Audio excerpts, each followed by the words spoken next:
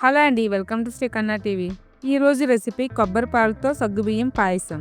ఇది మన ఒంటికి చాలా మేలు చేస్తుంది. మనకి వేడి చేసినప్పుడు ఇలా చేసుకుని తాగితే మన ఒంటికి మంచి చలువ చేస్తుంది. కొబ్బరి బ్రెయిన్కి చాలా మంచిది. పాలు కన్నా ఇలా కొబ్బరి పాలతో పాయసం చేసి పెడితే పిల్లలు హెల్తీగా చురుగ్గా ఉంటారు. ఇది ఎలా తయారు చేయాలో చూద్దాం. ఒక కొబ్బరికాయను తీసుకుని దాన్ని పగలగొట్టి పైన చెప్ప తీసి ఈ విధంగా చిన్న ముక్కలుగా కట్ చేసుకోవాలి. అది మీకు తెలిసిన ప్రాసెసే కాబట్టి చూపించలేదు. ఈ కొబ్బరి ముక్కల్ని మిక్సీలో వేసి గ్రైండ్ చేసుకోవాలి. ఫస్ట్ వాటర్ పోయకుండా గ్రైండ్ చేసుకోవాలి.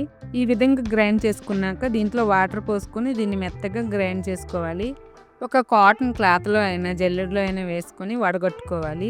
ఇలా ఒకసారి వడగొట్టుకున్నాక మళ్ళీ మిక్సీలో వేసి మెత్తగా గ్రైండ్ చేసి మళ్ళీ వడగొట్టుకోవాలి. ఇలా 2 టైమ్స్ వడగొట్టుకోవాలి. ఇది ఇలా కొబ్బరి నుంచి కొబ్బరి పొలాన్ని తీసినాక దీన్ని పక్కన పెట్టుకోవాలి.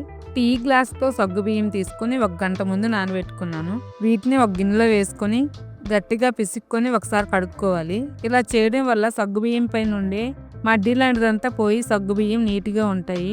దీంట్లో 2 గ్లాసుల వాటర్ పోసుకొని స్టవ్ మీద పెట్టుకొని ఉడికించుకోవాలి.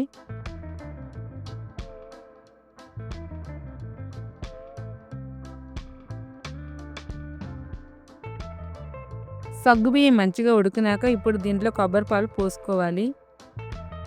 నేను తీసే కొబ్బరి పాలు 1/2 లీటర్ వరకు ఉన్నాయి. కొబ్బరి పాలు పోసినాక స్టవ్ ఫ్లేమ్ సిమ్లో పెట్టుకోవాలి. కొంచెం కొబ్బరి పాలు వేడైతే చాలు స్టవ్ ఆఫ్ చేసుకోవాలి. కొబ్బరి పాలు పోసినాక పాలని మరగనిస్తే పాలు విరిగిపోతాయి.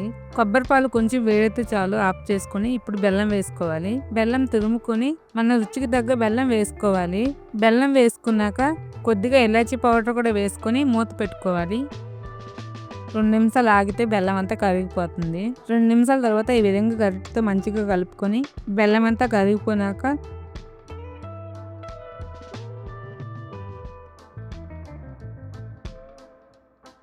నేతిలో జీడిపప్పు, డ్రై ఫ్రూట్స్ మీ దగ్గర ఏముంటే అవి వేయించుకొని వేసుకోవాలి. హెల్దీ కొబ్బరి పాలు పాయసం రెడీ అయిపోయింది.